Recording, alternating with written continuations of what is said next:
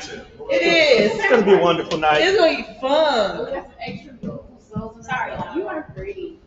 Who you talking about? She said, thank you.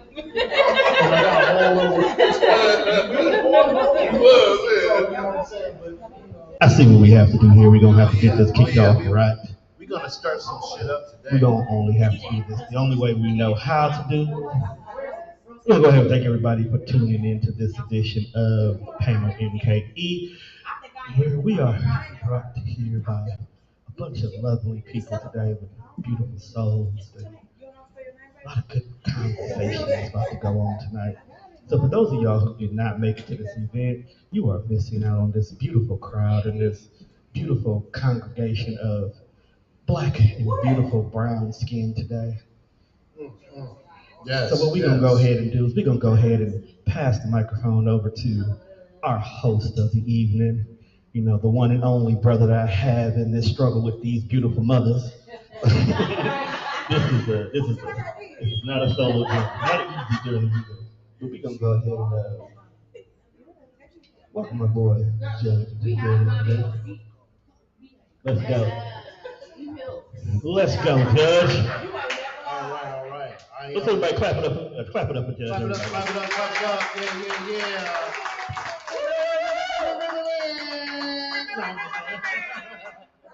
Y'all, thank you so much for joining us with this intimate crowd. We are the Panel MKE. We out here in Sherman, Phoenix. You know, we out here living our best life, and we are high off life, you know. And I just wanted to thank you guys for joining in and tuning in, turning up with us. We're going to be discussing some real stuff. We're going to be exploring the themes of loyalty, trust, and respect. And that sounds very vague, but I think that that there's a deeper rooted conversation to be had when it comes to loyalty, when it comes to trust and respect, because you have to have that within to have that, you know, within a relationship. You have to have that within yourself. So I'm just happy to be here. Gratitude is always my attitude, and we ready to start rocking, bro. Let's go. Let's go. So for starters, can I have everybody introduce themselves that is you know on the panel today?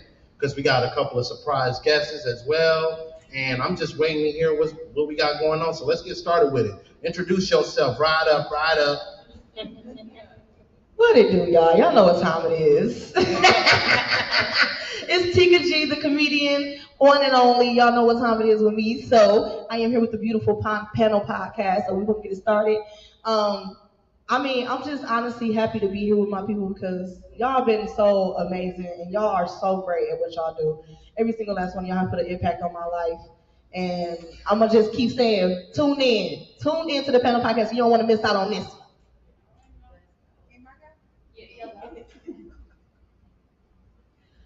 Hi everybody, my name is Ruthia, aka Ruthia the model. The mic is close enough, man, but it can't go in my throat. I think you different. I just said I was gonna behave myself. Let's all behave ourselves, guys. I trust that you will behave yourselves. Can y'all hear me? Yes. Yeah, All right, thank you. So my name is Ruthia, aka Ruthia the model. I do both runway and print. I am your favorite model's favorite model. I am the curvy model of Milwaukee, along with the light bright down here on the end. I am also part owner and founder of Pretty Plus Size and Powerful, which is a brand that me and my best friend started that meets women where they are, that, you know what I'm saying, just to get your confidence where it needs to be and just show that love for one another and sisterhood. I am launching this year her journey, which is going to be about my sexual trauma and how to heal through that journey as well. Yes. Hello, everybody. I am Kenda, the voice quality. Yes, it's me, y'all. I'm happy to be here. Just kind of talk a little bit about me. The panel is my family, my extended family. I also have my own podcast, Mind My Own Podcast. Y'all can check me out on Wednesday nights at 7:30 p.m. And y'all can subscribe to my YouTube channel. It is Mind My Own Podcast with Kenda. So make sure y'all do that because all y'all support is very much appreciated and valued. And also make sure y'all subscribe to the Panel MKE on YouTube as well because we need as many people following us and watching as possible so we can continue to make these amazing events happen. And I'm gonna pass the mic. Hello, everybody. I am just a minister. I'm also a podcast. I have my own podcast called She Has a Voice. I'm also an author. I'm also a businesswoman that owns Women's United and Sisterhood. I'm a mother. I'm a friend. And anything else you might need. Are you sure about that? Oh, I'm quite sure. What's up, everybody? My name is Nicole. I am, as Ruthia said, I am not your mother. She's your mother's mother. I am a plus size model in the city of Milwaukee. I also am I co-podcast with Ruthia. We have Do Not Resuscitate, which we will be starting back up on Tuesday. Yes, we are. And I'm working on mine. I'm gonna get myself together one day. It is the real life of a property manager. I am also launching a new business, which you guys will see soon. And let's go. Yes, I'm loving it. And you know what? Before I even go on with this conversation, I know we got a lot more other people over here that's a part of the panel podcast, a part of the panel family.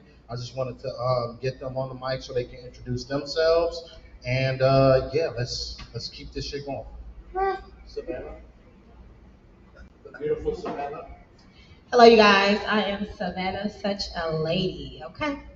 I am a member of the panel podcast group as well. I also have my own podcast called Lucas Has No Face Podcast. Check me out on YouTube, Facebook, and Instagram.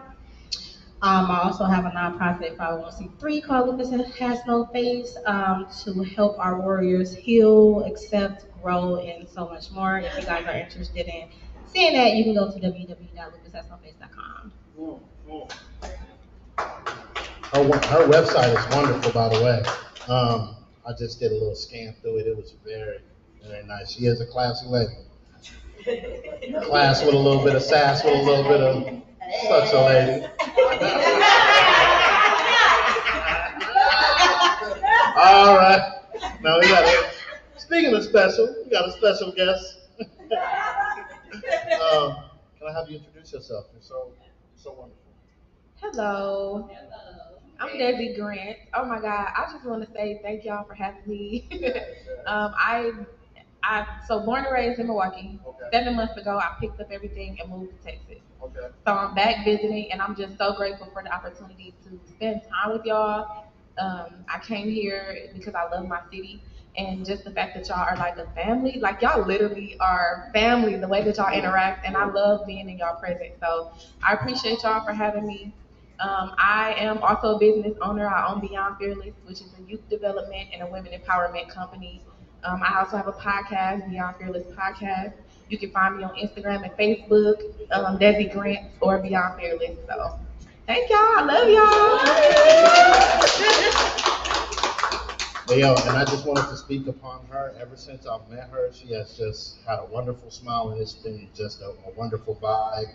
And she's brightened up the room, y'all. And as a matter of fact, just to touch on what she said, we are all family.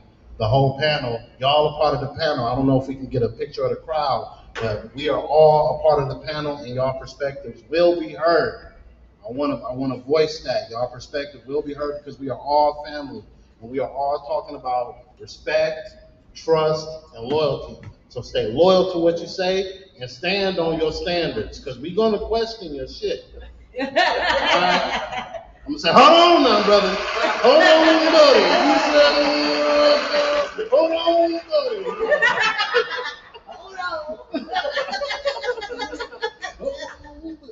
Hashtag, hold on, buddy. All right. Okay. Hashtag, hold on, buddy. All right. So should we get this jumping off? Can I introduce Tone, or is Tone just already in? Tone, can I get you on the microphone? You asked if I can. Come on, man. Come on, brother. Well, allow me to reintroduce myself. My name is Tom. T-O-N-E. What's going on, everybody? It's me, Tom. Let's go wild for Tom. Let's go wild for Tom. Yes, I'm loving it. You are on one today, my guy. Hey, I'm high on I'm cool with that. I'm loving it. I'm loving it. We all here. We got 2 more people. We getting it. We have capacity up on this love. No, but my name is Tone, as you know. It's the Tone and Tone Deaf. I am the premier podcasting network in the city of Milwaukee and the largest podcasting network in the Midwest. And I say that proudly. And the panel is my family. There's no extended, there's no cousins, we are family. And we are here to take over the world one conversation at a time. Yes. So let's get to it, bro. All right. With that being said, I want to just jump off into it. Let's talk about respect. Find out what it means to me, right? RESPECT. Find out what it means to me.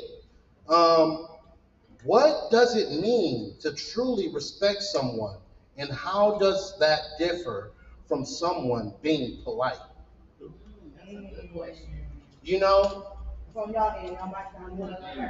because I already have an answer, but I think that you beautiful women will have a wonderful perspective. We just want to hear that. Yeah, I'm gonna take a dive. That's a really good question. I don't know who came up with that, but goddamn. Don't ask me. Woo, and then y'all started off with that too. I'm starting off hard. I told you. I see.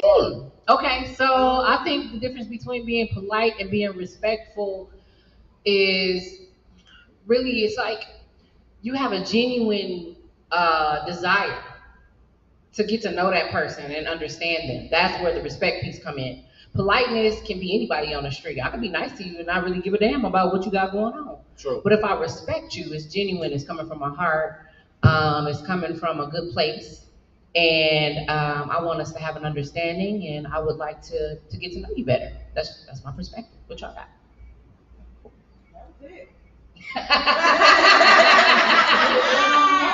What she said. That's good. The first thing that came to my mind is that first of all, we do have to respect people. We have to respect their boundaries. We have to respect what they ask of us. But also, I think being polite sometimes means that let's say it's a person close to us, and we know that they out of order, right? Being polite is like letting them get away with whatever it is that what they should or shouldn't be doing, right? But I think if we respect them, that also is going to tell them like, hey, you was wrong, you was out of order, or whatever. You get what I'm trying to say? So it's like we don't want to just be polite. If we say we care about somebody, we should also be intentional. Yeah, intentional, and also tell them like what you did was really wrong. Right. You know, but sometimes we are too polite, but we don't want to tell somebody that we care about that they were wrong. But to me, that's part of respect. Part of respect to me is telling me, Nicole, you know, you really was wrong for what you said or for what you did. So in my mind, that's kind of like the difference between, you know, being respectful and being polite. But sometimes being polite is not being truthful. That's what I'm trying to say. It's not being honest with the person sometimes. And that could actually end up hindering them more than anything. I feel you. So are you saying that respect is saying something when it has to be said, or are you saying, is that what you're saying? Okay, good. I'm saying, yes, definitely respect is saying something when it needs to be said. Exactly. It's not, I don't know, I just feel like if I say that I love my child and my child is doing something that they shouldn't be doing, like your kids are quick to say like, Mom, respect my privacy. No, I'm not. You was out of order. You need to do better. You need to do whatever. And versus me being polite and saying, all right, no, I'm not going to do that. You know, I'm going to tell you what's right and what's wrong. I understand that. I feel you. We're going to get more of your perspective throughout the night because I feel like you be shying away from questions. 1 second before you move forward. I'm shying away from questions. So for me personally, being polite is a choice. Yes. If I'm being polite, that's a choice for me. If I'm being respectful, that's me being selfless. Because I feel like I have to put me to the side and understand, like you said, the boundaries and who you are. I'm being respectful to what makes sense to you versus what makes sense to me. True, true. Anyone else? Tika? I guess I'll say something. Why not? Oh, okay. Y'all know I'm gonna talk personal. Y'all know I'm always gonna be personal because that's how I get down. I knew the difference between politeness and respect in my last relationship because the person that I was with, he did respect me, but he was only being polite towards my passion. And my passion is comedy. So the fact that you didn't fully understand why I was pursuing it and you didn't really fully support it, that let me know that, yeah, you respect me as a person, but you don't respect anything that I have going forward as far as growth, as far as being a person, as far as doing better for myself. So, yeah, a person could definitely be polite, like, oh, that's good for you. I'm glad you're doing that. But the fact that you're not showing up for me lets me know that you don't really have any respect for what I really have a passion for, if that makes sense. That does make sense. Total sense. So that's my aspect on it. So that's how I learned the difference between respect and politeness. Can I get you guys on the microphone? Are you guys in a relationship? If I'm just asking. How do you find? What are the boundaries between being polite and being respectful? Like, how do you? I'm going to let you answer.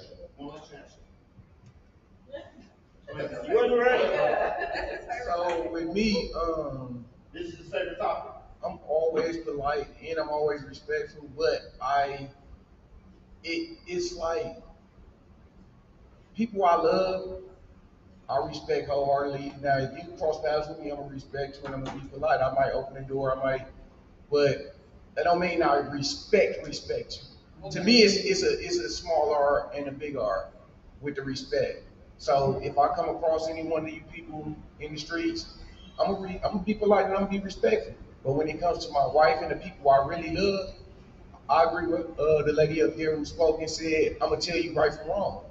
I'm not gonna discipline you in front of others, but I respect you enough to give you the honest answer whether you was right or wrong. And I respect you enough not to embarrass you when I give you that answer. But if you're just somebody on the streets, I'll be polite, I'll be respectful, but it's not the same. You know, it's a difference. So I love that. for me, it's a small R and a big R. I love that.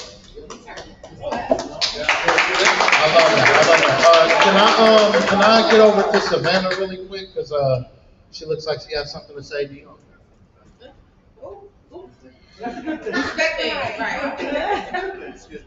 Polite, I feel like, is a compromise to reduce like conflict, right? So people always say like, I don't like conflict, but it's the truth of the matter is you don't know how to handle the situation. Respect is, on the other hand, is basically acknowledging, holding you accountable, right? So it's not conflict; it's just letting you know what you've done. That's a word. Period. That's it. Accountable. That's why I love the panel. Here at the panel, we are going to hold each other accountable. We're going to mix it up a little bit, Tone. I'm going to have one of the crowd members ask a simple question regarding trust, loyalty, and respect, and we're going to see how this goes. Let's go. Can you introduce yourself? Okay. Are you single? What's your social?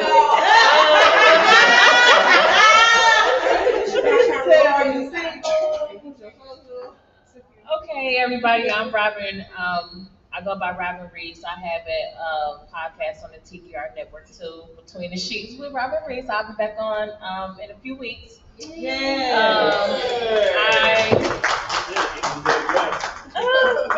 I take care of ventilated people, so that's my profession outside of my podcasting. So that's what I do full time. So my question about trust, and it ties in the loyalty and the respect. Once your trust is broken in a relationship, how soon after can you gain that trust back, and will your respect and loyalty be the same for that person? She took my question. She revised the question. Now, do y'all understand what she's saying, or does she have to break it down? Repeat the question. Can we break it down for her? Okay, once the trust is broken in a relationship, and you all decide to amend the relationship or fix it or work it out, however you want to say it, will your respect and loyalty to that person be the same before the trust was broken? Or is that achievable? Is that something that can even happen? Man. That is a wonderful question. That is the answer. Man, here's what I'm gonna say. Man, how dare you betray me, goddammit. All right. I'm gonna tell you this. This is what I'm gonna say. There are situations where people do. They disappoint you, they hurt you, and they break the trust that was created. For me, if somebody ever breaks my trust, I may be willing to rebuild that trust. How long will it take? I don't know. It depends on what you did. Did you steal from me? Did you sleep with my best friend? Did you know what I'm saying? It depends on what you did. So I think it's levels to coming back from things. But there's some stuff where you just, I'm sorry, you can't come back from. Yeah, that sleeping with my best friend thing? No. You know, so it depends on what you did to me. A level of disrespect. Yes, the level of disrespect, the audacity. We're gonna look at that. That part. That part. Hashtag the audacity.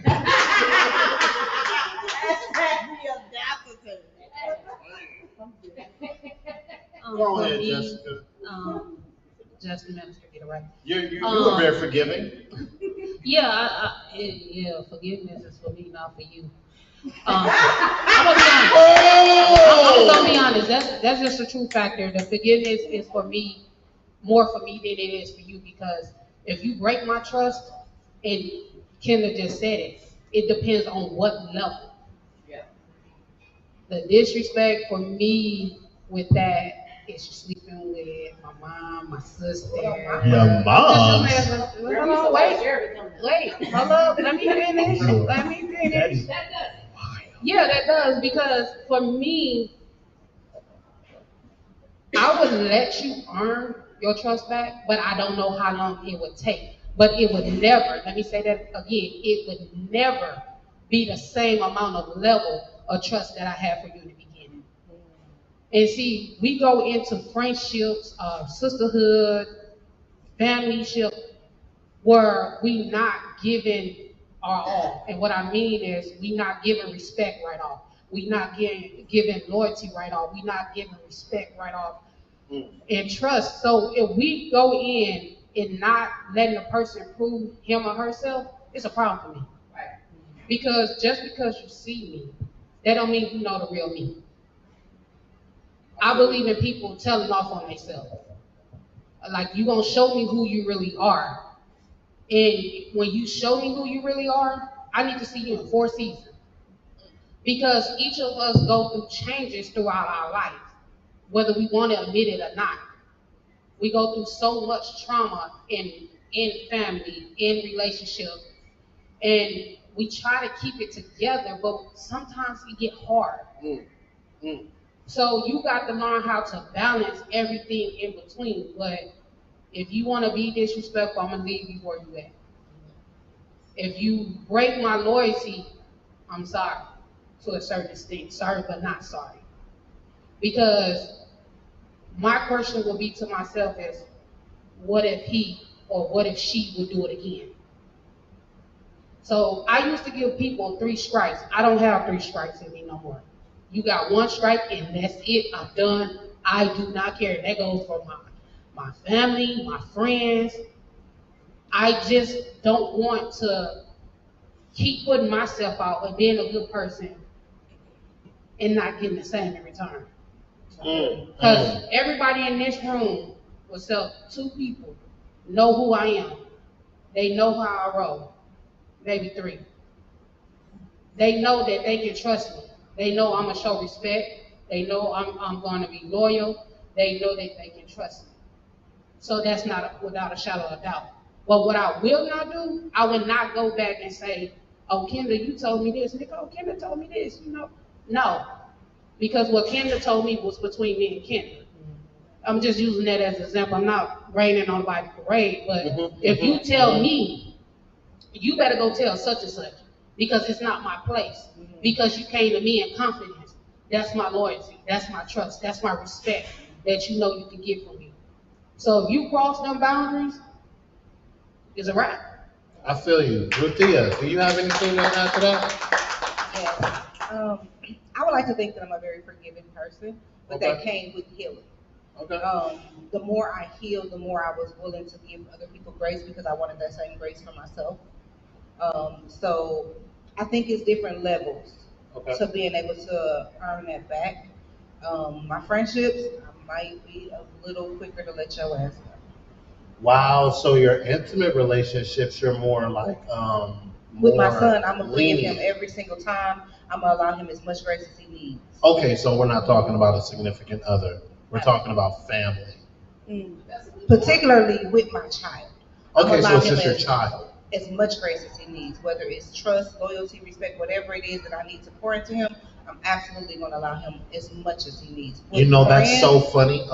That's different. That's really funny. That's really good. That's really good. Did you land? No, I got one more Go for it. point. Go for it. Go ahead. So, I recently had a breakup, and We are sorry. Are we sorry? Or are we happy? What are we doing? Are we congratulating? Or are we sorry? I'm living. All right. I'm living. So, I think I was more so hurt by not even necessarily the disloyalty, but the trust for me was hard because I wanted to understand why he couldn't tell me his intimate thoughts. And then his reasoning for why he wanted to break up, I understood once he explained it to me, but I think the communication part was key.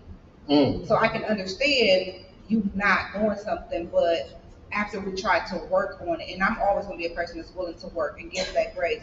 But if I don't see the same effort, or I know you can't respect me the same way because of something that happened in my past, absolutely no. That's why I have to cut. That is a key point right there. I can really respect that. I wanted to get to our special guest, but I know that Johnny has something to piggyback off of that. Go ahead, Johnny. Go ahead, speak your piece, brother. All right, I'm gonna definitively say no. Okay. And the reason, I think in absolutes most of the time, but like I told you earlier, Go ahead. most people's memory is much longer than their patience and their forgiveness. So Repeat that. I said most people's memory is much longer than their patience or their forgiveness.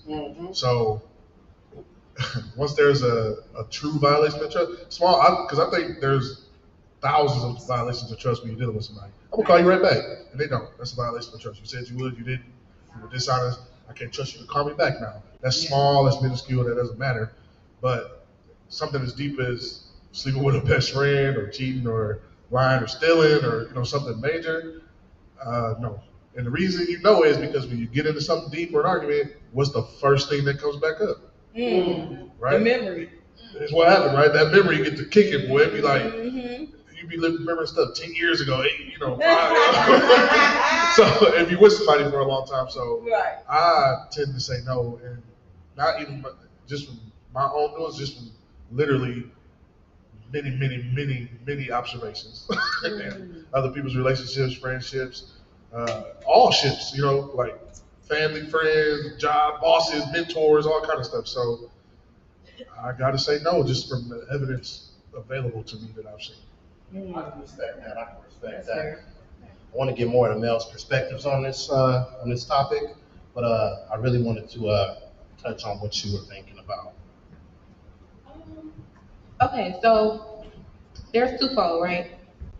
When somebody break your trust, it's a defense mechanism, and your initial humanity, everything in you wants to protect yourself. And so I agree with you, what Johnny said, because no, you cannot come back and violate me again. It's too much going on in the world. I have children to protect. I'm trying to heal. I I can't allow certain things, and it also depends on the level of disrespect, the level of, hurt that I feel. But also, there's this other side to it where I'm healing, and I have to allow myself to forgive. So while I don't want to invite you back into my space, like, you hurt me, not you, not you. I don't want to invite you back into my space because I'm protecting myself, but I also want to heal enough to forgive you so that I'm not holding on to that hurt and pain. Yeah, you can come back, but you ain't gonna have me the same way that you had me before. Yes, yes. I would like to have respectfully. But speaking of that, I respect that. But I would like to just reiterate on a couple of things that everyone said. A lot of people don't know how to trust. Am I touching on something there? A lot of people keep it going. You gotta learn how to trust. And I read this book. I can't remember the title of it, but so many people are scared to trust because they're scared of getting hurt. And that way they count themselves out of the game before they even start playing. I count myself out of the game always, sometimes, by just like saying, no, this person isn't interested, or no, I'm never going to get what I deserve or what I want. We have to learn how to trust God and trust these situations within God, and we have to put Him first before everything. And I hate for that to be part of this podcast, but everything is through God. If you ain't got God, then you're not gonna have trust. You over there preaching, bro. Okay? I am going to preach. I'm not just the minister, but I'm going to say something. I'm Judge Rogers. But within our friendships and within our relationships, within our significant others, how do we cultivate, trust and loyalty without compromising our own values? Because some people just want to be yes men and they want to be a part of the in crowd. But when do you decide to pick up your ball and say, screw you guys, I'm going home?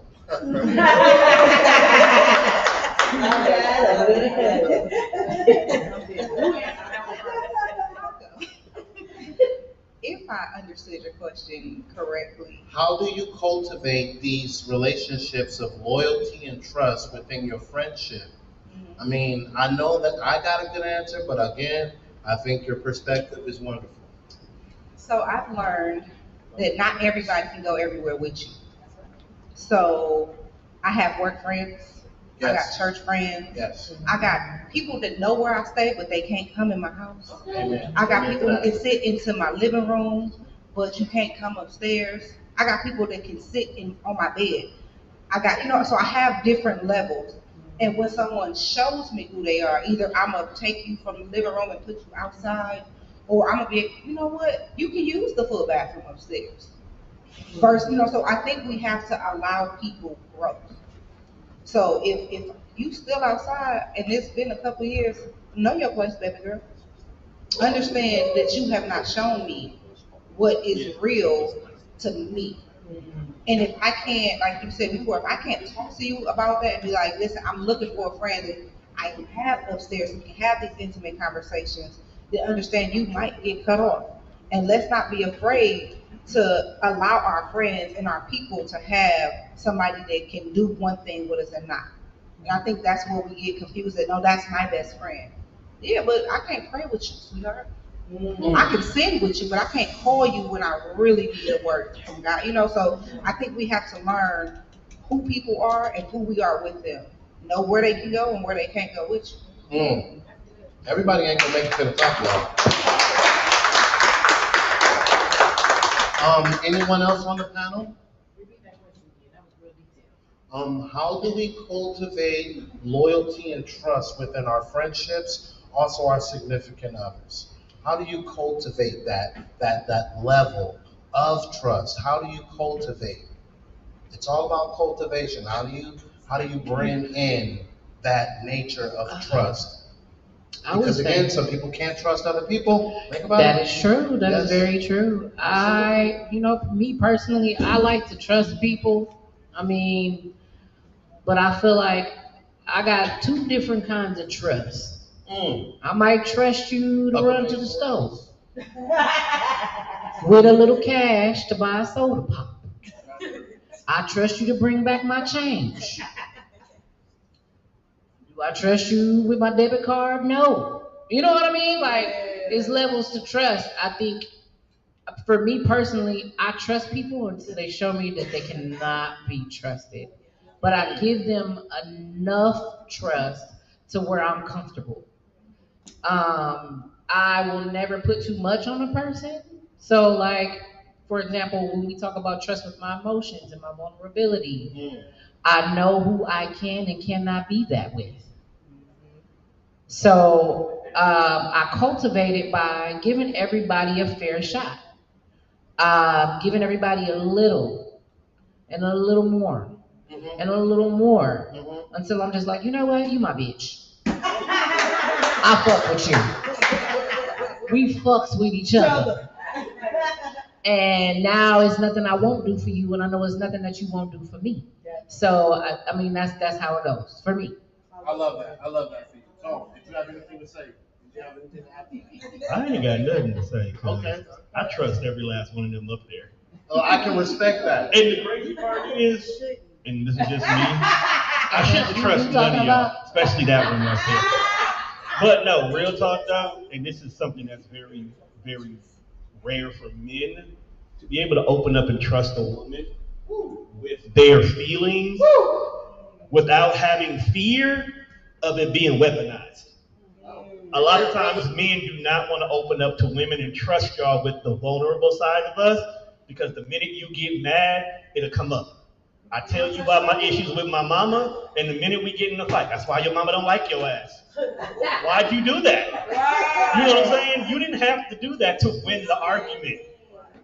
But then the thing about it is what they don't realize is that makes us shut down later. We don't want to open up to you. We don't want you to tell us about our day. When you're sitting here trying to probe to figure out, well, how you doing, what's going on, how you feel. We want to share it with you, but we not. Because you're going to weaponize it later on down the road anyway. That's all I have to say about that. I feel you. Anyone else over there?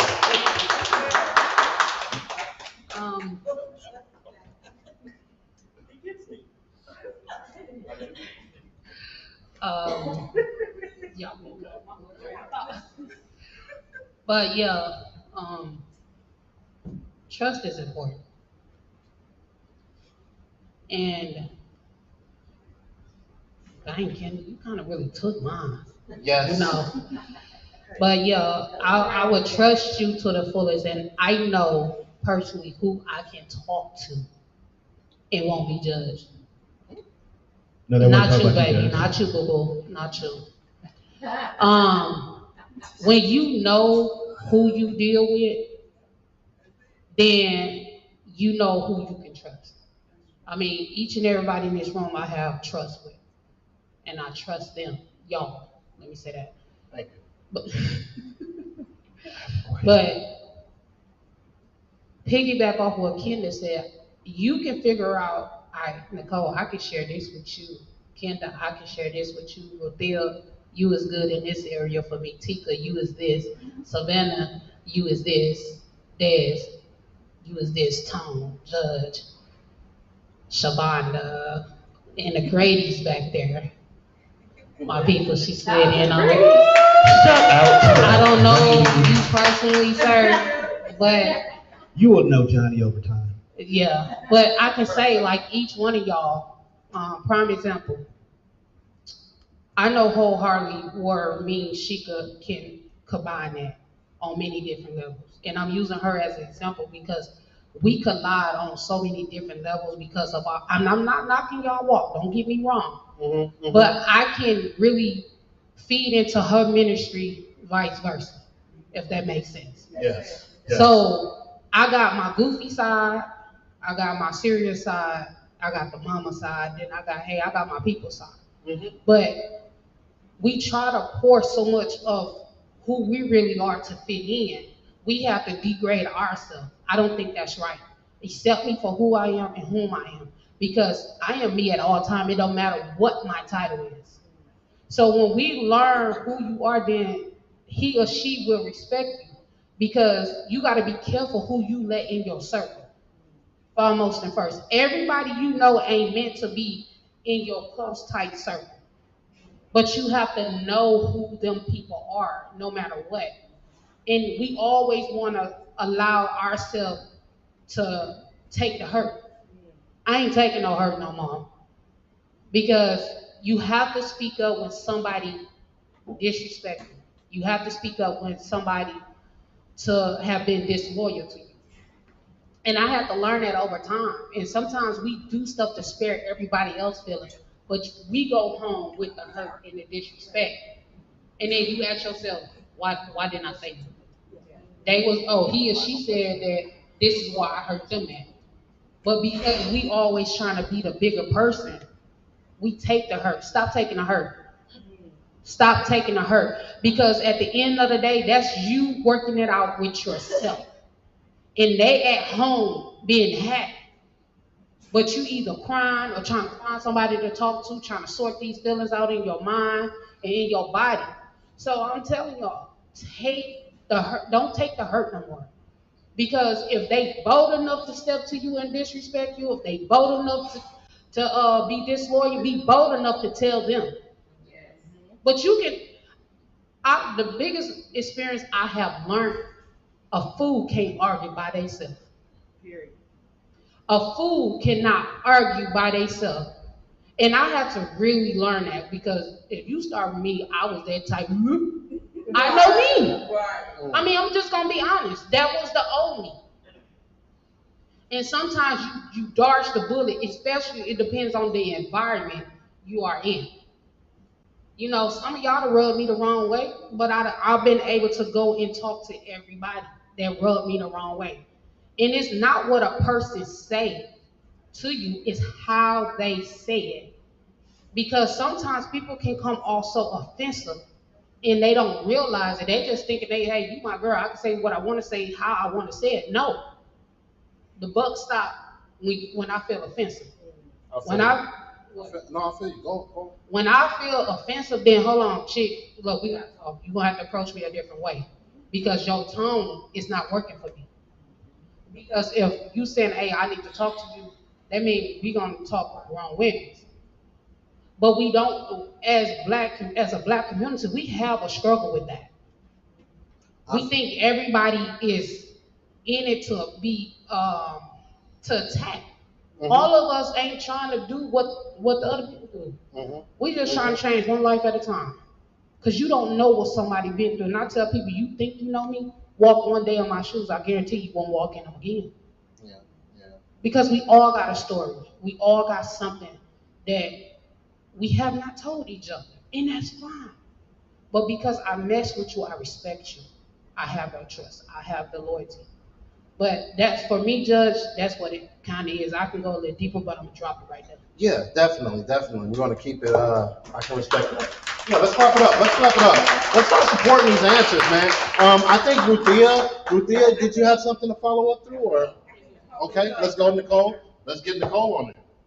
So I'm listening to her. So basically what I felt like, what I took from that is that she's saying that in cultivating a relationship, you have to set your boundaries.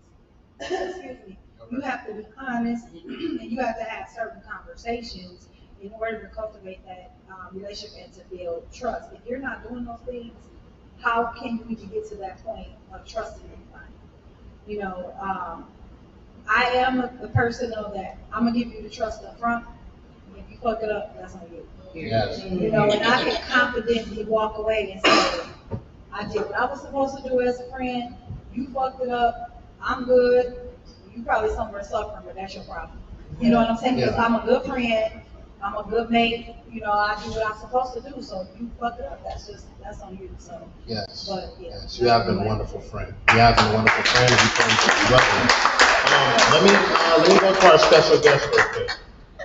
How did you cultivate trust, loyalty, respect within your relationships, your friendships? So I don't know if I'm gonna answer your question, but I do want to address what Jess said. Okay, go for it. You just mentioned like when you bold enough to, dang, what you say, girl? You said something good. I was Don't let them no, here's Bold what. enough to step to me. Yeah. Okay. So here go my thoughts, right? So there's no way that I can respect you if I don't know who you are. If you don't know who you are, you're not showing up as your authentic self. I can't respect you. When you say, this is who I am, I stand on this, even if you don't like it, I can only respect that. And it's a lot of people walking around, they don't know who they are. They faking, they phony, they putting on a facade. This is something that I used to struggle with, people pleasing, only doing what other people want to see, not really being who they are. Nobody can respect you if you're not being yourself. And so you hit something, you said something. So that's good. That's all I had. I can respect that. You know, I can definitely respect that. Definitely.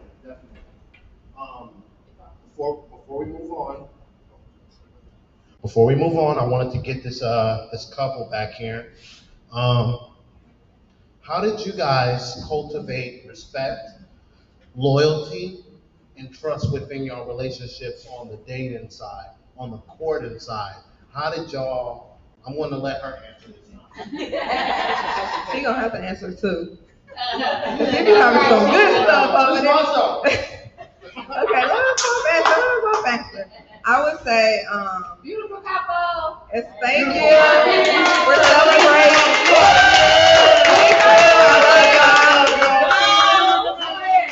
So we actually celebrating our 1 year anniversary today. Marriage anniversary. And so for me, for us, how we cultivated respect and things of that nature, like it was said before, just setting boundaries, knowing what we want, each other want, and just being able to live up to those certain standards. Now, of course, we're not always going to agree with everything each other want or like or things of that nature, but for the both of us, respect is everything. Yes. And that's in our relationship, and that's in anything that pertains to our life. And I was listening like to the conversations, and I really, really wanted to hit on trust because like I'm big on respect. I'm real big on respect. Every area that I am in, I'm a leader. So like I have to have my respect. Like you don't have to like me, things of that nature, but you have to respect me. And I'm a people person. I'm a social bug. What I mean by that is like I usually get along with anybody I encounter because I just love people, right? However, sometimes in the world, no matter how good of a person, whatever, you always gonna have that somebody or somebody's that has an issue.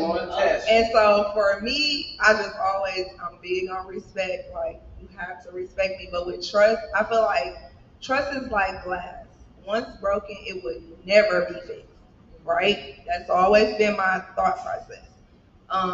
However, with trust for me, how I build like different relationships, I treat people how I want to be treated. And so therefore, if I start off with treating you how I want to be treated, you have initially come in like treating me the same, and then sometimes you know how relationships go with people. Once you show me something different, then that's who you are. Okay. Like I could forgive you. I'm gonna always forgive you because I have to get what's for me. Yes. I have to get what's for me, so I'm gonna forgive you, but I will never forget certain things. And once you show me who you are, that's it. So that's what it is with me when it comes to trust. Real quick, brother. All right, real quick. So a lot of y'all know my wife. Yes. She's a talker. She's a talker. So I'm gonna be a little excited about me. My name is Minister Ken. I'm the junior pastor at Unity Gospel House of Prayer. I barely talk because I'm very observant. I love to watch people. You have to be around me a very long time in order for me to even say hi. You have to be around me a very, very long time to get that half a hug or the dap. So I'm very observant.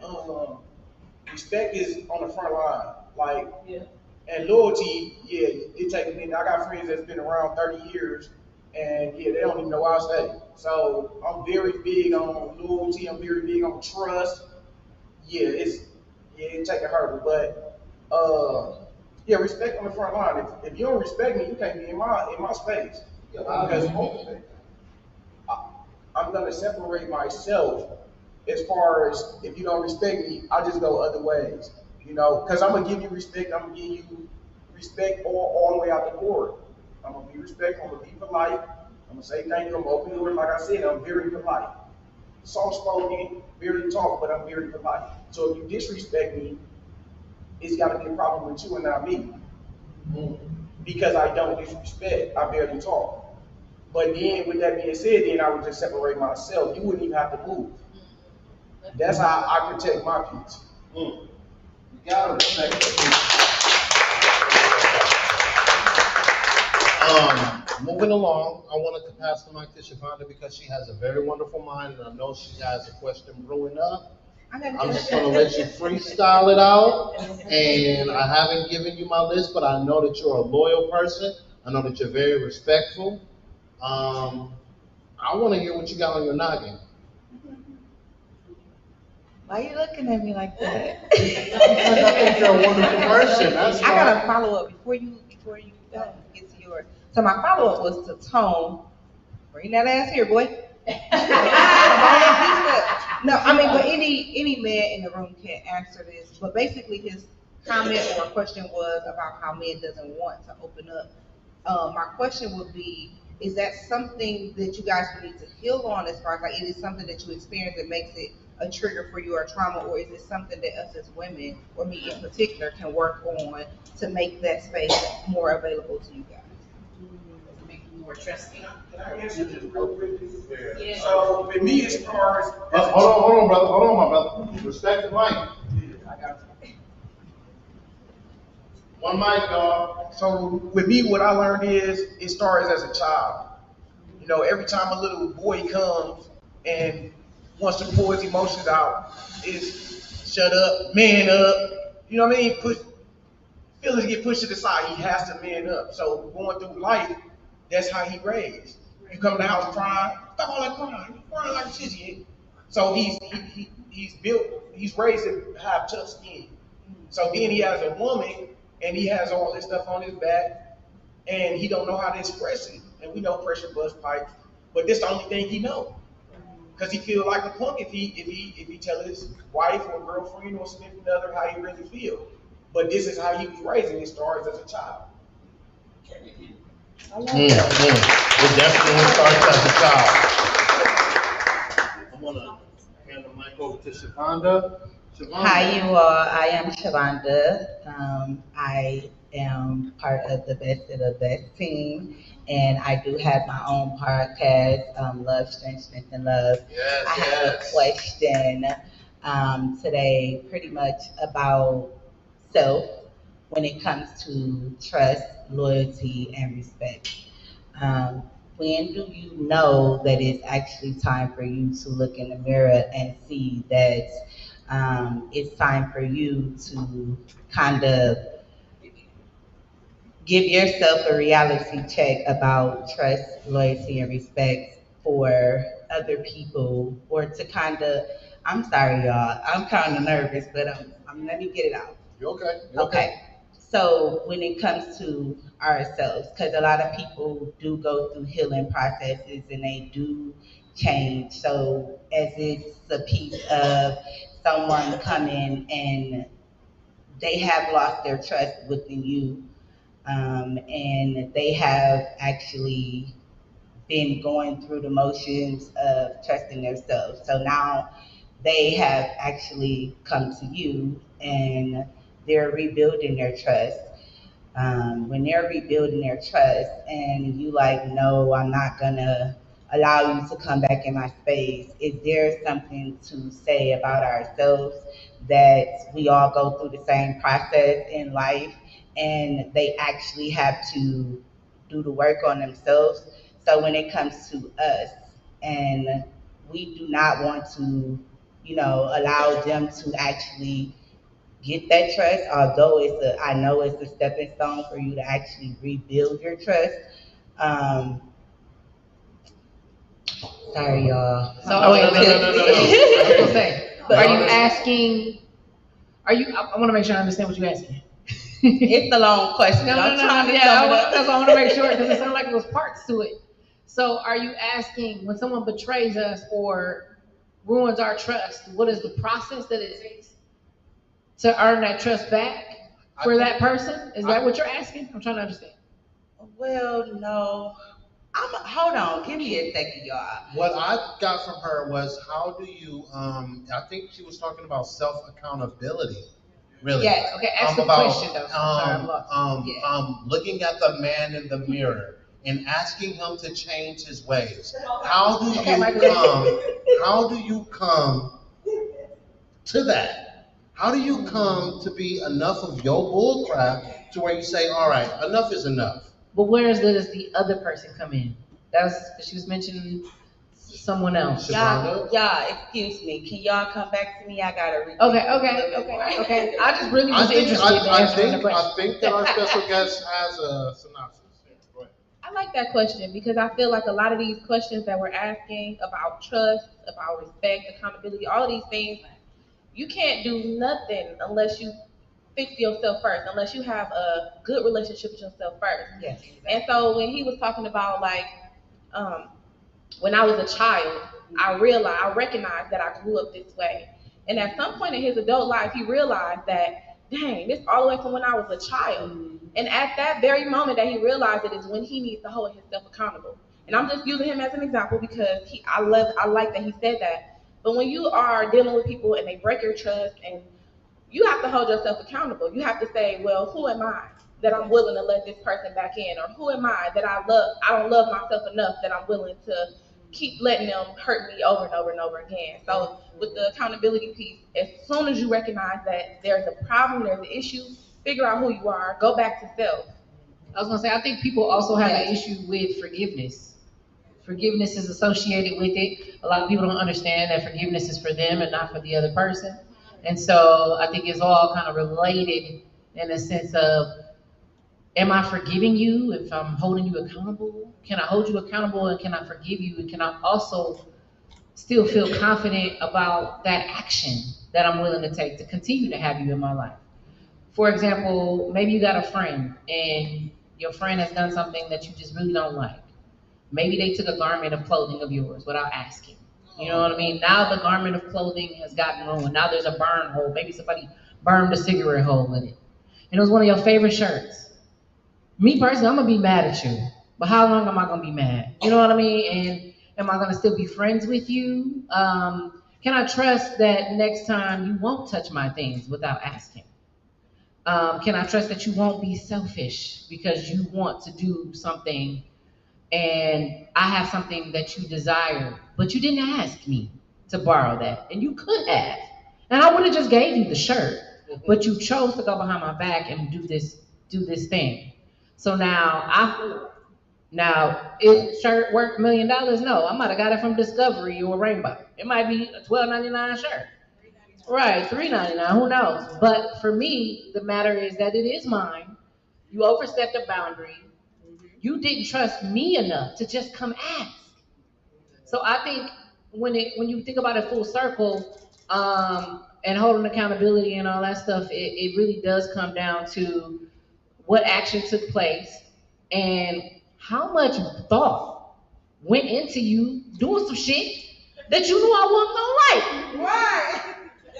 You had to plan that shit, right? Okay, and she gonna go to work at 12 o'clock. You know, I know she gonna come back about, you know what I'm saying? Let me slide in there and grab that shirt out the drawer. You know what I'm saying? So I also think about that type of stuff. Like, how much thinking did you go into to do this shit? So, I mean, yeah. I just had to say that. No, that's good. I want to go to Nicole, then I want to bounce off. As she was talking, I was thinking about too that sometimes if you have your trust keeps being broken over and over and over, that is the time where you have to look at yourself and say, okay, what is it about me that I keep allowing all these different people to break their trust with me? And I feel like this is a conversation that I had with Thea with just me even being in the modeling industry. Things kept happening to me, and I told Thea, like, hold up, wait. I gotta take a step back and regroup because I'm the common denominator in this. Yes. So that means that I gotta turn around, and take a look at myself and say, all right, it's a reason why she thinks she can do this to me. She thinks she can do that to me. It's something in me that I need to fix. And that's where I kind of think that that's where you were headed to. So you do have to take a look at yourself and figure out, where am I the problem in this? Yes. Fix that, address that, and then fix it. Yes, I love that. I love that from you. Savannah? I first would like to address what he said about growing up. Go for it. I have a prince myself. He's 19 years old, and I always taught him to feel what you feel and speak what you speak respectfully. I don't believe in you're sissy, you're this, you're that, because you are a human being. You have feelings and emotions, right? So still to this day, men are very emotional. Sometimes they can be more emotional than women, right? And it's okay, but I feel like when you speak that out loud, it does something to a man's ego. And I don't feel like that's coming from a woman's problem. I feel like that is the man problem, that he doesn't acknowledge that he's an emotional man, right? Yeah. What she was saying as far as looking in the mirror, a relationship that I had, I trust anybody that come my way if I want to deal with you. If I want to deal with you, I'm gonna give you that full platform. It's up to you to fuck it up. But you may be somebody that I like to party with. You may be a nice party girl. So because you're a fucked up ass person in some areas, I still may only call you to party. You know what I'm saying? You're not a fucked up person all the way around. I just can't trust you 100%. And if I choose to continue to mess with you and you're my best friend, you broke my trust, I'm going to say things like, well, I ain't sharing that with you because you talk too much. Or I ain't doing that because you did this. I'm about to leave you at my house. Don't go in my room. You know what I'm saying? It's certain things that I'm going to have to talk to you because I do probably value as my best friend. But some of your ways I don't fucking like. And you're going to know that I don't like them. So you believe in second chances? I do believe in second chances. I don't believe in throwing a whole person away all the time. Sometimes they do need to be thrown away. But I'm a person with a big heart, and if I fuck with you, I fuck with you for a reason, something that I like. So, as far as looking in the mirror, I tended to give my ex a lot of chances only because it was something that I liked in the beginning that I fell in love with, that he took away from me, that I was looking and had high hopes for him for it to come back, but it never came back. And he was fucking up my mental by me allowing him to get away with certain things. So at that time, it was my fault because I should have been left, but I chose to stay. So we know when we're supposed to leave. Our body tells us, our mind, our body tells us to leave, but our heart does not. So then at that point, that's when you hold yourself accountable and be like, whatever you endure is for you. It's on you this time. Awesome. You know what? I really love that. Clap it up, y'all. Let's clap it up and show some love. Really quick, because I just.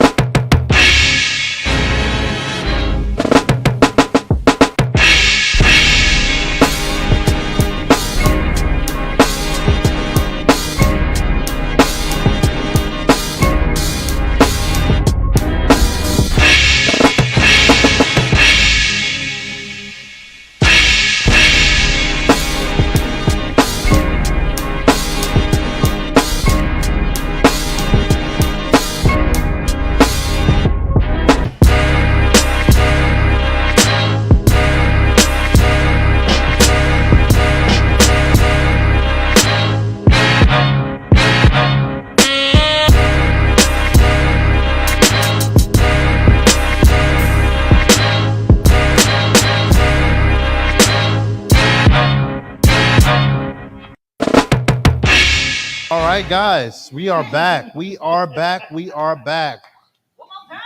We are back. We are back. We are back. Short intermission, but I wanted to open up the floor with a question from my brother Johnny. He hasn't introduced himself, but he's a wonderful brother. I just wanted him to get his perspective out there. Johnny, tell us where you're calling from. My name is Johnny Johnson. I'm a Milwaukee native. Yeah, thank you. Thank y'all. Look, the love is real. No, I am a fully licensed financial advisor and professional. So that is my career. Oh, he got so money. I help you not be as broke. I want you to be richer tomorrow than you was yesterday. Yeah, but I'll be on other people's podcasts, but I don't have my own yet. But, Yeah. Go ahead and come and join the Midwest largest podcasting network. I'm trying to join the Midwest largest podcast network, TDR network. What you y'all. mean trying? So I just recently celebrated a birthday. I'm a Leo, July 23rd. So shout out to the Leos. I love y'all the most. I love y'all the most. Yeah, thank you. I got old, y'all. Turned 38. That's crazy. Just to say that out loud. Boy, that's not old. It That feel is like not old. You still in your prime. Stop playing. Tell my back and my knees. They Still in your prime. Right. Your knees might be old. All right. So the question I had It's a big for game. y'all. The question I have for y'all is, so from a male perspective, personally, right? Because so it's touching on what Tom said earlier about opening up and being, trusting your woman with your deep, dark secrets and your vulnerabilities and things like that, right? And what my brother said earlier about when you was young and you came, and it was like, man up, don't cry, all that kind of stuff. So how do women approach that, being cognizant of that? So if your significant other or whatever came to you and said, baby, I'm struggling, I'm going through something, this is how I feel about this. Because I don't really have a lot of feelings. I'm a logical person myself. My brain always outweighs my heart 10,000 times to 1. So for me, it's never an issue, but I know I've seen other brothers struggle with this. So how do women deal with that? Do you take the time to get to know your man specifically how to respond to that? Or is it just, do you do general responses? And what kind of homework do y'all do to prepare yourselves for dealing with things like that? That's a good question. You guys understand it? That's a layered question. Do you guys understand that? All right.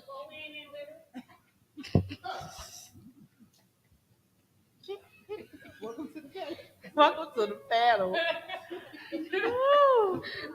That was deep, Johnny. That was deep. They can't climb out of that layered question you gave them. All right, go ahead, Nicole. Okay, so I'm gonna make it personal. So I was dating a guy, and initially, he told me about having mother issues. So in our conversation about that, of course, I'm gonna ask him questions because I need to know information. You know what I mean, so that I'm not using things against him, or I'm not triggering something, from that trauma that he has had to experience. So I just made sure, I don't care how mad I was or how mad I would never take that and use that against him, because I've had trauma in my life, so I wouldn't want anybody to do it to me. So I'm definitely not going to do it, to somebody else. So for me, I do want to have those conversations. I do want him to be able to be vulnerable with me, and me not being able to use that against him. And just know, like, if I care about you, I care about you. It don't matter. Nothing else really matters. I'm gonna do whatever I can to try to help you, to try to be there for you, to try to support you, and not make you feel less than a man, or not make you feel bad about anything. And even in our breakup, he could, if y'all called him right now, he would tell you, I still didn't go there with him. I just blocked him, but that's another story. But but our breakup honestly was due to his issues with his mother. He felt like because he couldn't trust his mother, no matter what I did or no matter what I said, he couldn't trust me. He felt like, if I can't trust my mama, I can't trust you. Wow, So, that is I can receive that. Can I go to our special guest? Okay, so I am naturally a healer, right? Like, my initial thing is to hear a problem, and I'm like, oh, how can I help, right? But I also have to recognize that sometimes men just need you to be quiet. And that's something that I'm working on. Like, I don't always have to know the answer. I'm smart. I'm a Virgo, so I think I know the answer anyway. But sometimes you just got to be quiet so that they can feel comfortable speaking up and talking up and saying what they need to say. Yeah. I can receive that. I love a beautiful woman that knows how to shut up. I think that, That we're was gonna mean. go back here. Shut up was mean. Jessica. That is wild. I Tika? received the beautiful woman part, but I don't know about the shut up part. We all got offended. We all got offended. You All right, said well, shut silence up. yourselves. That's a trigger. That's a dead. trigger. All right. You all beautiful women. All right, okay. For Tika my G? yeah, of course. For me, obviously coming out of a 10-year relationship and then being single now, it was a lot of different triggers for the person that I was with. But we did agree to go to therapy. You know what I mean? As an advocate for therapy, I'm in therapy right now as a single person still. Me too. Yes. I just feel that a lot of males shy away from actually going to therapy because they don't think they need it. And it's the fact that like when it's presented to them, they're like, oh no, I could deal with this, I got it, I could deal with it. But it's like, no, you really need to talk to someone about these issues and these traumas and these triggers so that you would know that what you're really dealing with is something serious. It's all in your mental, it's in your emotional intelligence, it's embedded in who you are as a person. So the fact that you shy away from therapy, it lets me know that you're afraid to face yourself. So I feel like if you're not willing to take the time to really work towards something to be better and healing for yourself, that lets me know that you're not willing to really do anything better to better yourself. So at the end of the day, I feel like I said before, as an advocate for therapy and for the Black community and for Black men, I feel that therapy is needed for anyone and everybody that feels that that is an issue to face something by yourself. You don't have to.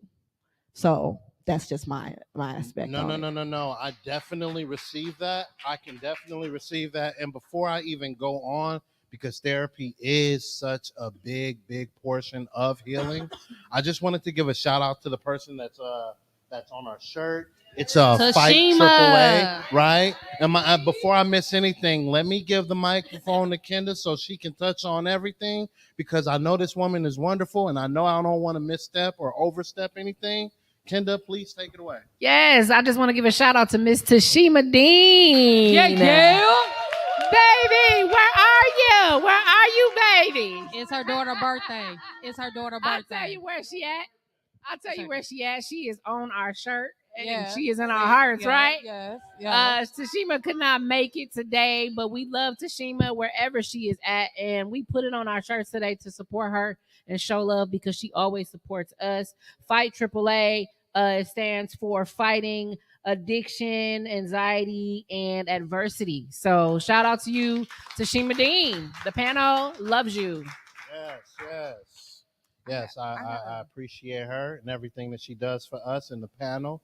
Ruthia, I think that you have something on your mind. Would you like to touch on?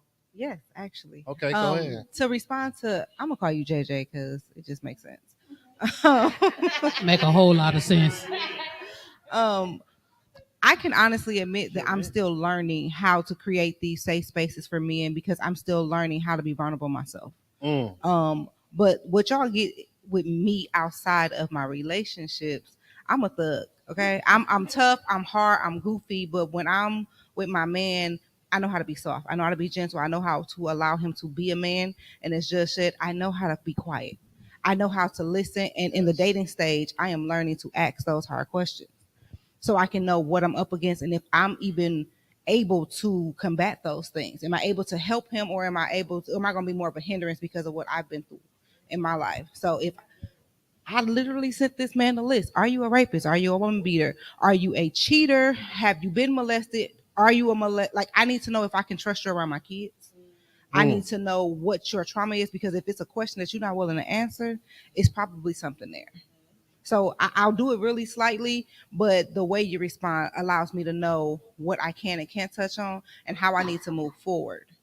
So I think asking those hard questions, even whether it's soft spoken or not, you need to ask these questions so you know what you're up against as well. Yeah, you agree? All right. I can respect that inquisition as well. I just got hit with an inquisition as well. Now I'm pretty good under pressure. But one thing that I wanted to touch on when you were talking about respect within the relationships and just hidden people with that inquisition can or just just in the relationship period in general. I was going to ask in regards of respect. Can respect exist in the absence of love or affection? Is it possible to respect someone you don't like? Yes. Yes. We I do don't it like every my day. boss, but I have to respect I her. was gonna just cut off the second part, but I was gonna actually say, can respect exist without love and affection? Yes. But I would disagree, but this isn't my panel. This is on you guys. Jessica, what say you? I want to know what your perspective is, because Well, why would you? I have a hard time going to sleep, and I have a We hard all time. do. Okay. Well, there's ways of going to sleep, and you have to respect that way. I don't want to speak out of turn because this isn't my show. I'm asking the questions here, but Don't nobody care. there's ways that you should respect in making me go to sleep and waking me up. I might sound like a narcissist with me saying that, Tone. Iterate. Bruh. Okay. We confused. Next. Bruh. So I respect my boss, but I don't like her. You don't like your job. Why do we No, I can't respect the stand ones that pays us and not the ones that really are here for us? Because I feel like sometimes people that we truly love, they get the bear of the grunt. You understand what I'm saying here? Yes. Yep, because we hold them to a higher standard. That's right. That really it's not good. Savannah. So you said, why do we respect people that pay us and not? That we don't like. I respect people that I don't like. And the reason why is because I should act as so everyone is watching. So what that means is that because I stand for something, because I hold certain titles, I don't have the time to be ugly and act out right, even though I want to. So I don't allow them to get the energy that I want to give them. I show them grace because I have things to lose, and I know that they can probably somewhat try to hinder me if I act a certain type of way, right? So it only takes one time for you to act ugly for it to just go around the world, and it's like, who wants to do business with this girl, right? So I respect people that I don't like. I think I am a little bit petty respectfully to them. I'm even more nicer to them. Yeah. Yeah. Yeah. I fuck with it. I fuck with it. Yeah. Yeah. You fuck with it, Tika? Period. I fuck with that. Yeah. Yeah. I'm going to say, because look, because you know what I'm saying? I ain't on the panel right now, but I'm in the audience. I think that. But check me out, though. Check me out. Go ahead. I agree with what Savannah said. I respect people, even if I don't like them, because that's not the priority. Me liking them is not the priority. Just like when we have our kids go to school, right? What do we tell them? You are there to learn. You are not there to make friends. You are not there to impress anybody. You are there to learn. You are there to prepare for your future. So it's the same when I encounter people and I have relationships with people. I might not like you. I might think you a shady devil.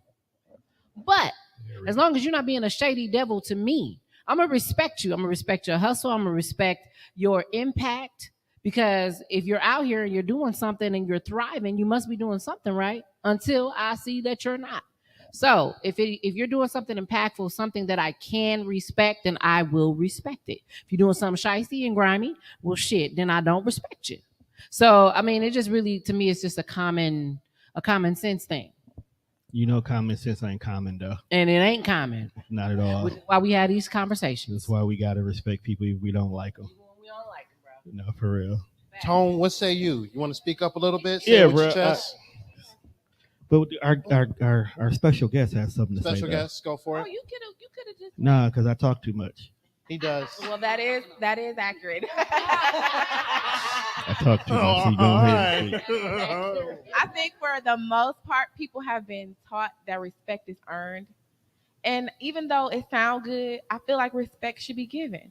I feel like just like you can forgive somebody and you're supposed to because it's for you, it's the same thing with respect. I'm going to respect you. Even if you're you nasty, you evil, whatever it is about you. It's not about. I'm not respecting you for you. I'm respecting you because of who I am and because who God said that I am. Let's go, I'm gonna give Desi. you- I'm not gonna be affected by your attitude or whatever way you act, and I'm still holding myself to a standard. So Yes, I She wish took I my could have got a answer. shout out of the crowd. Everybody loves what you were saying. We all received that.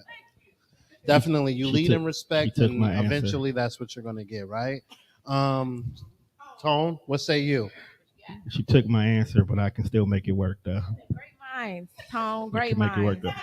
though. No, but to piggyback off of all the beautiful people on the panel, because we all are very like-minded people. Uh, it ain't about what you have to like them, because I work and be around and deal with and tolerate folks. I wouldn't trust you with a pencil, let alone anything else. Okay, wouldn't trust you with a pencil, but I respect you because there is still at the end of the day something I need to learn from you. Whether it's humility I'm learning from you, whether it's patience I'm learning from you, whether it's I will never like people that are like this. Whatever it is, I'm learning something from you, but I'm going to give you respect because you may not know what it looks like. You may be in defense mode, which is why you're behaving like this. And when someone actually creates a safe space because they're respecting you and allowing you to be in a place where, look, bro, you don't got to act like that. Then they may be like, you know what? This is why you're a dope person. I need to be more like you. Definitely. You I know, just need to say one thing. Savannah. He is absolutely right. Okay. It's this coworker that I have, and I'm always like, "Are you okay? Are you good?" Right? Because I manage her. She responded to me and said, "Why do you always ask me, am I okay?" Excuse me. I know how it can get around here with the split of a second. So I want to know if your mind is okay, your mental is okay for you to proceed with your job, right? Because she's not used to people caring about her and asking her, is she okay? She did not know how to receive that. And I just love on her, even though she tells me not to. I pour into her because that's sad. Really sad. No. I understand. I definitely agree with that. We are phenomenal pourers. Behind I us. just want to let the panel know that. I just okay. Let's keep going. Come on. Let's go ahead and piggyback off that. I have something a lot to say of about piggyback. that. Because I'm the same way at work. I'm always asking my employees, are they okay? Things of that nature. But I had to learn that you do have to learn each individual, like who they are, where they are, different things of that nature. Because are you okay to some people is a trigger. It is a trigger, and I had to learn that for myself because one day with life you just always going, right? And someone asked me, how you doing? And when you always just going, you really never had the time to think about how you doing because you're always going. And so I learned that when people say how you doing to me, before I like went through my healing process and journey, that was a trigger for me. So for some people, are you okay? Just different words like that are triggers. And like you said too, she never had anyone to even ask her or care. So that's why she answered that way. No, I really love that. I love that. Just to piggyback off of what everyone else is saying, and just to throw another question, our special guest is heading out. Let's give her some love, y'all. Let's love on her while she leaves, y'all. Thank you for stopping by. Yeah, Love we you love too. you. She is beautiful. Let's see here. Let's move along and piggyback. I would like to say, other than loving on people, how can we ensure our actions and words demonstrate respect for others, even when we don't disagree with them, or even when we disagree with them? That's something that Tone was just talking about. That's something that Savannah was just talking about, loving on people, even though she doesn't know how to receive that, Savannah's still there in her corner and still in her space, reassuring her that she is on her team. How are other ways to ensure? What ways do we ensure, that we demonstrate these ways of respect? You know what I mean? Me, I just want to be there. I just want to play my part. What other ways? You know what I mean? Am I saying that right? You guys For- receive it? Awesome. For me, it's continue to be who I am. We love that. Because when you try to be more than who you are, it's not gonna work. Allowing people to get to, once again, it goes back to earlier in the show, to really know who you are. Sometimes a simple hey can go a long way. Yes. Yes. Sometimes you can just hug a person and they can change their whole mind frame. And sometimes you can be like, whatever you going through is not gonna last. It's gonna turn around. It's gonna be okay. But that's where it goes back to knowing who you are so that you can help other people. So for me, that's how I help, by being who I am. Kenda? I love it. I'm gonna say, I like to ask people, is it something I can help you with? Because a lot of the times people don't open up because they don't feel like people really care about what they got going on or really care about helping them to get to the next level in their life. So they always feel like they doing it by themselves, or they fighting in life by themselves, and nobody really is invested in them like they're invested in themselves. So instead of saying, are you okay? Maybe say, is there something I can help you with today? Or how is your day going? Or, is there something that you need from me? Something like that, because then there's no way for them to say yes or no. Because see, when you say, are you okay? They're either going to say yes or they're going to say they're no. Either it's one or the other. But if I say, is there something I can help you with? Now you have to open up to me. Now you have to tell me exactly what's bothering you, or you have to tell me that something is not bothering you and that you're okay. So you have to volunteer that information. So I put people in positions where they have to open up and they don't even realize they're doing it. So, you know what I mean? So I think that really comes with that genuineness, that goal within yourself to really get people to understand that respect piece. Respect also is associated with understanding people's journey. Understanding that I might be at level A and you might be at level D, but that doesn't mean that you're not smart. It doesn't mean that you're not capable. It doesn't mean that someone shouldn't pour into you. It means that you got a little bit more time to get to where I'm at. But if you're a true leader, or if you're someone who really, really cares about people, then you're always going to be someone that has an open door policy. Come to me. I'm showing you that you can come to me. I want you to trust me. I want you to understand that this door is always open. And not just because I want to acknowledge your wins, but I also want to acknowledge your challenges. And so I want to show you that I'm here for all those things. So I love that. Before we move on, Savannah, can I get your perspective? I commend you for putting all that into people. I think that's wonderful. For me, I'm an observer. So I'm going to notice certain things about you. I'm going to notice your struggles, right? Because Jessica said you got to know people you got to know who they are.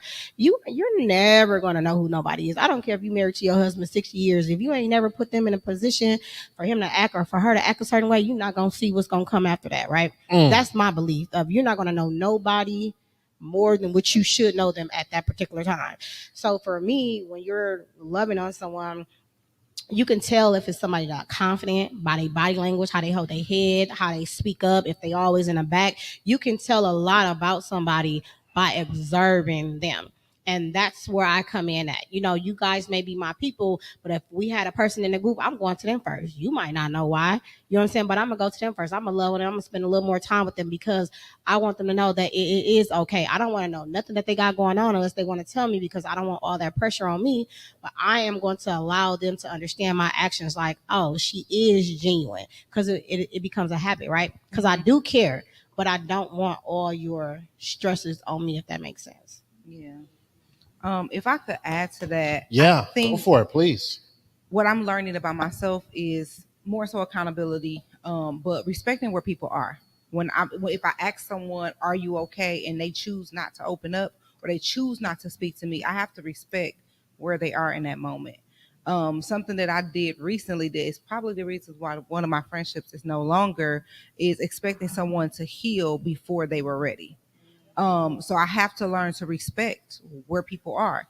If I'm asking Nicole, are you okay? And she's choosing, bitch, not today, not right now, because I need to calm down. I need to be able to work through my emotions and my problems. She's not ready to open up to me. Maybe she's ready to open up to someone else. So just respecting where people are in that moment.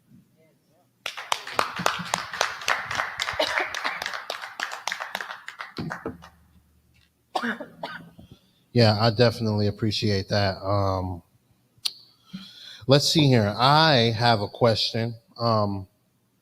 How do cultural influences shape our understanding of loyalty and what it means to be a true friend? Ha I got ha! that. I'm heavy with the ish. Ooh, I can't stand when people think that loyalty means that you got to get beat up and kicked around. No, the fuck it don't. You're not about to beat on me. You're not about to kick me around. You're not about to treat me any kind of way. And I'm supposed to just be right there for you all the time. That ain't how it works. So I feel like culturally, that whole ride or die mentality, yeah, we ain't riding and dying. Right? We ain't riding and dying. We gonna ride and be alive. That's what we gonna do. We gonna live tonight. We gonna go home safe. So I think that's a misconception that I have to be there and stand by as you do fuck shit. And I'm supposed to cheerlead and be okay. But I do think there's two parts to that though. Like, for example, if my friend, we out and my friend do something wrong, I'm not about to call my friend out in front of all these people. I'm not doing that. But I will pull you to the side later when we not around people and say, friend, you was wrong for that. You was wrong for that. I just got to tell you, but I had to have your back while we was there. So I'm going to still be loyal in that sense. But I do still have to hold you accountable at some point. But my loyalty will not allow me to roll you under the bus or embarrass you in front of people and call you out in front of people, especially people that we might not mutually rock with in that sense. So that's something that I also firmly believe. Let's go, T. Woo woo. All I'm finna say is I learned a very valuable lesson about loyalty with my family. And that's only because they think just because they're your family, you're supposed to be loyal to their bullshit.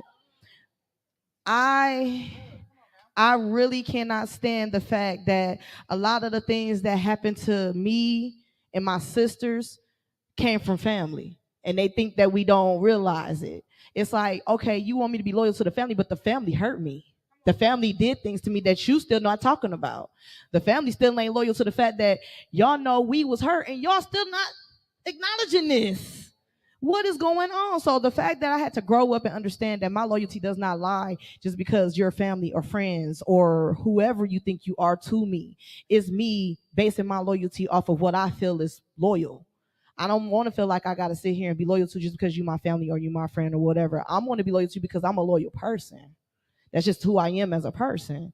So to just round that up and sum it up, your loyalty lays with your heart. It lays with who you are as a person. Yes. It's not based off of what everybody think that you're supposed to base your loyalty off of. Yes. That's all I gotta round it up to. Yes. I want to touch on Jessica. I mean, not. Go ahead, Jessica. Y'all can't get that nowhere but the panel live. But Hey, that's funny though. I ain't gonna lie. That was funny how you said it. Okay. But Tika, you right. You know, family, the hurt do come from the family. But the problem is they don't want to talk about it. They don't want to break the generation curses, because the problem is when you start digging and prying, they always want to say you wrong. But how's I'm wrong when I'm telling you that, hey, this hurt me, or she hurt me, or he hurt me? But the problem is people, they think because they older, they got the right to tell you you're not hurt, or you have not been broken, or they have not crossed the line. How you gonna tell me what somebody crossed the line with me look like? So exactly, and that's what's wrong with all races. And I'm not just talking about ours. That's what's wrong with all races. And when you allow yourself to really understand what's going on, you can really say, freak the family. freak the family, freak the friends. Because at the end of the day, you got to live with you. That is everything from the good, the bad, the ugly, and the pretty. Nice.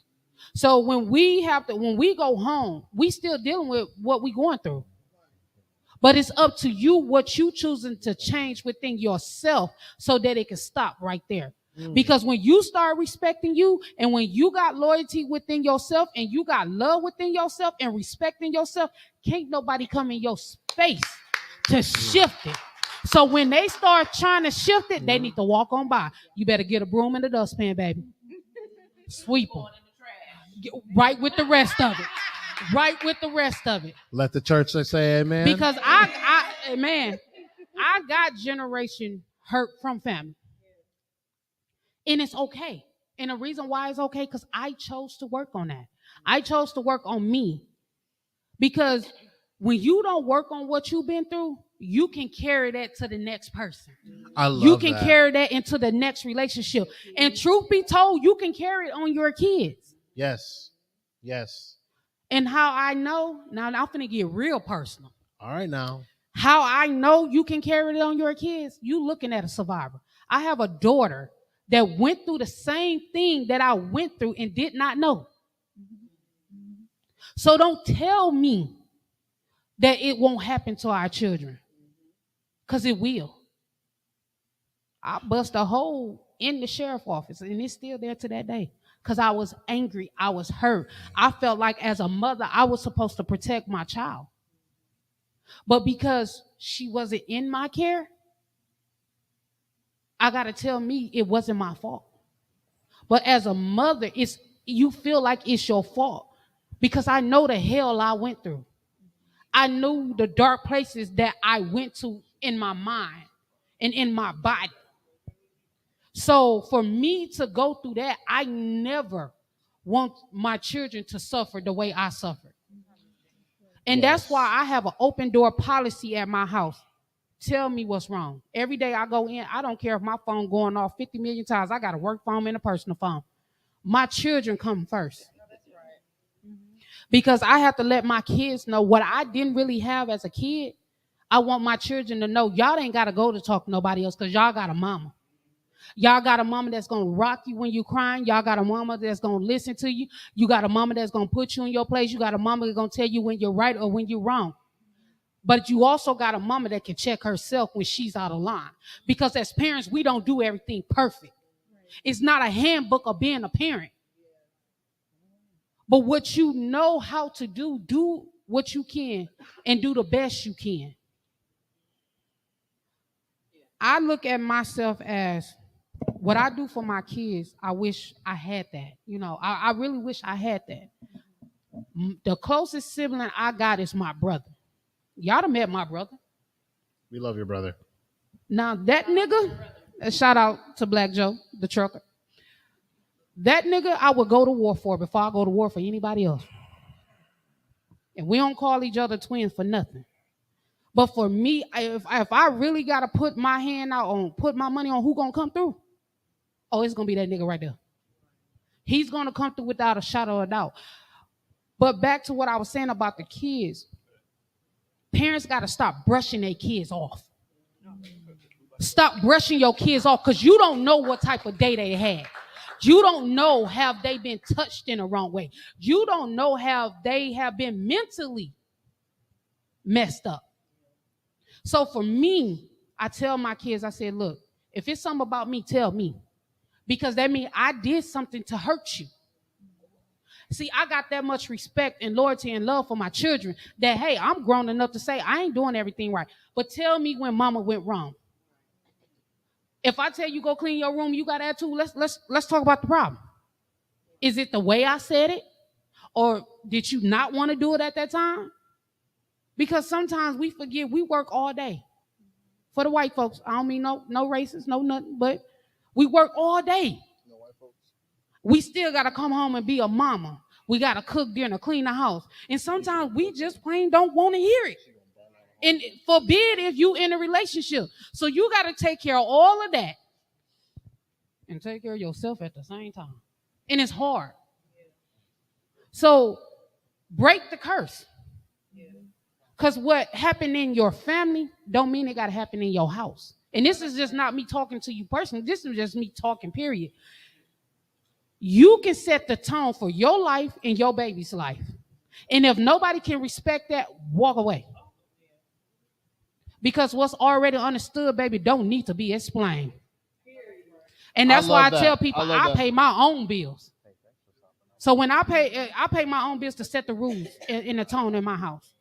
So you can't come to I can count on my hand, including with friends and family, how many people know where I stay at. And it's a reason for that. But set the tone for what you want. But Judge, that was a good question. I'm done. No. I respect that. So I just want to jump on that. So what we really talking about in my head is we're talking about Black people. We have this thing of what happens in this house stays in this house. Right. That's where a lot of the issues come from. You know, it continues. I understand why. I'm not gonna go off into that. Like it's history. It's, you know, dealing with slavery and us having to keep everything to ourselves and having to hide things, right? So we continue to do that. So it's like it happened here, but we're not gonna tell nobody outside of this house. But ain't nobody in there solving the problem. Amen. You know, so then it just continues on to now you have children. Now you're saying what happened in this house stays in this house. But somebody has to begin to fix the problem. And that goes back to like those generational curses. We have to begin to fix it and break it. But we too, I'm sorry, scared. Babe, because this is a good one. We too scared to open up our mouths. And we feel like if we open up our mouth, that we're going to get criticized even worse than what we did before. Mm-hmm. But I have got to the point where I don't care no more. I'm going to tell you if you hurt me. I'm going to tell you if you'd have crossed your boundaries with me. Because if you think about it, if one of your parents touch you inappropriately, the worst thing a parent can tell you as a kid is, if you tell anybody, I'm going to kill everybody. And that was something that's really what I grew up with. Damn. And for me, I never wanted that for my children. Because when you allow yourself, you know what you went through, but if you allow your children to go through the same thing and keep all of that feeling inside, you don't know what the outcome will be. I've seen kids commit suicide because they have not had nobody to listen. Their parents didn't love them enough to listen.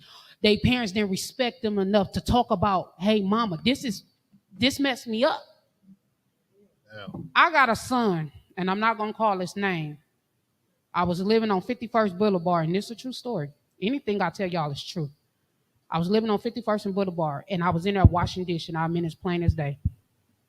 The Spirit told me to go in the living room. And I'm like, God, my son just sitting in there. You know, I knew he was up. I knew he was watching TV. The Spirit said, stop washing dishes and go in the living room. So the second time when the Spirit told me that, I had to be obedient. But when I walked in there, I was not prepared for what I walked in on. I walked in on my son sitting on a couch with the sharpest pair of scissors in my house. Was about to ready to cut himself. Because I found out he was being bullied. I found out people was doing stuff to him that was not right. Oh, you want to see me turn into Darth Vader? When everything's dark, go after my children. The next day that school opened up, they had to call the police on me. But what got me was when the principal gonna tell me that's not my problem, because it ain't my kid. Don't tell me that. Because what if it was your child? What if I didn't listen to the Spirit? Exactly. What if I didn't listen? And I always have that what if. What if I didn't listen when God told me to go in there? I could have still be mourning that death. That was enough trauma. But the problem is we just don't want to talk about it. And that we got to get out of that. Exactly. We don't want to face the feelings. We don't want to face the emotions. One thing about me, I never hid from my kids what I went through. That was my choice. Because, especially after the fact of what happened to my child. And that's when I told God, like, no more secrets. It was everything, the gloves, everything came off. Because I needed to set the tone to a different standard. That's just for me in my house. I can't say what nobody else can do. But that's where I came into play. And I changed everything. And I tell my kids' father all the time, I can't beg y'all to be there, but I choose for y'all to be there. Y'all kids is growing up right before y'all eyes. Y'all don't even know what they going through. And as a woman, we can only do so much for our little girls and our boys. We got a limit. And that's where the men come in at. I love that. Speaking of men jumping in, yeah, but we gotta wrap up the show. That was Before a we heavy wrap note. up, can I say one thing? Sure, Kenda, of course, your perspective is always appreciated on the panel. What else I you got? appreciate you. I just want to say that just really just tells me like we really got to sit down with our kids and tell them what loyalty, trust, and respect looks like. From kids their age, their peers to what adults, what that looks like. Homework. Because a lot of times people when they get in those harmful situations, it's because they trusted somebody, because they seen them around all the time. They was a friend of their parent, their cousin or uncle. They always see you around. And so they like, okay, mom and dad cool with them. I guess they can come in the house when they not here. But it's our job to say, don't you let nobody in this damn house when I ain't here. I don't care if it's Uncle Billy or I don't care if it's Auntie Jackie. We got to put those positions in place so they understand that yes, there is a trust and relationship there, but only to a certain extent. And we have to get them to understand what that looks like from their place in life. Because a level of adult trust looks different than a kid and adult level of trust and respect, right? So yeah, we really got to talk to the kids. Yeah. I think that should be our homework, actually, Yeah. because I want to let Savannah touch on what she has to touch on, but I think that I can just throw that in as the homework. How do we cultivate a better relationship within our family and our community, especially with our children, with love, loyalty, and respect? Because all of those things look a little bit different when it comes to adults, children, teenagers, adolescents, babies. I just want to give the microphone to Savannah because she's been patiently waiting. Then we have to wrap it up, y'all. I love y'all perspectives. Savannah, do you remember what you had to say, Queen? Just real quick, no, not really, but something that Nicole said that we raise our kids to say whatever happens in the house stays in the house. I am one of those parents, but I also say to them, whatever happens in the house stays in the house. But if you don't feel comfortable coming to me, you got grandma, auntie. They have outlets besides me because I trust those people and I know they trust those people. So you just got to give them a different outlet. So. Got to redirect them to people that they can trust and explain to them what they can trust those people with. You can't just go to such and such and say, I'm feeling like this or something's going on with my body in this way. Certain things I feel like you got to tell them, like, come to me for this. Make sure you come to me for this. I don't care if I'm in a meeting. I don't care. And let them know how important it is to you that they come to you with that. I don't care if I'm at work. I don't give a damn where I am. You call me. And if I don't answer, you make sure you say, this is regarding this. And I need to talk to you right now. And let them know that there's a safe space there for you to put whatever else is going on with you aside. And you're going to give them your undivided attention. So I think we need to all come together as a community on how to cultivate those conversations because, as Jessica said, iron sharpens iron, and I think that we all need to stand together. On that note, Tone, you want to take us out? On that note, I'd like to thank everybody that joined us for the panel, whether you are watching this on the recording, whether you tuned in live, or you a bunch of dope people in green shirts with us today. This is fun. This is great. Make sure you check us out on all streaming platforms, Speaker, Spotify, iHeartRadio, or wherever else you find your podcast at. Make sure you check out every last person on the panel, whether they got a podcast, whether they ripping a runaway, whether they tearing up a comedy tour, or whether they just got their nonprofit organization taking over the motherfucking world. Whatever they are doing, make sure you're there. And always make sure you check us out at tonedeafradio.media for everything podcast. With that being said, Judge, we getting the fuck up out of here, bruh. Peace.